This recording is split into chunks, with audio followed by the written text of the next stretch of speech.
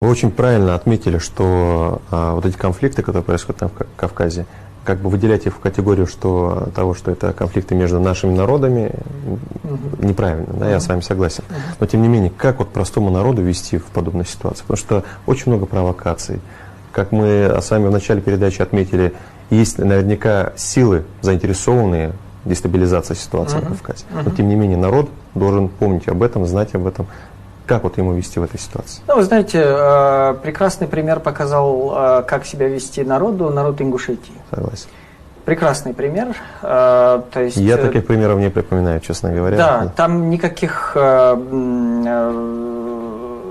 народ не поддается на провокации, первое.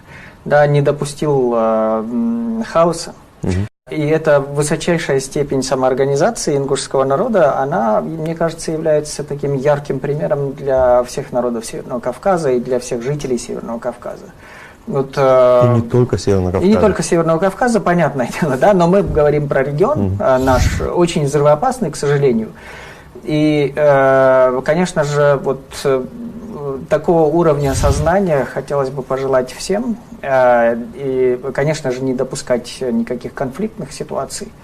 Но если вдруг какие-то конфликты возникают, разрешать эти споры в нормальном русле, без насилия, без того, чтобы поддаваться на провокации. И еще раз повторяю, народ Ингушетии, конечно же, показал ярчайший пример того, как это можно спокойно делать.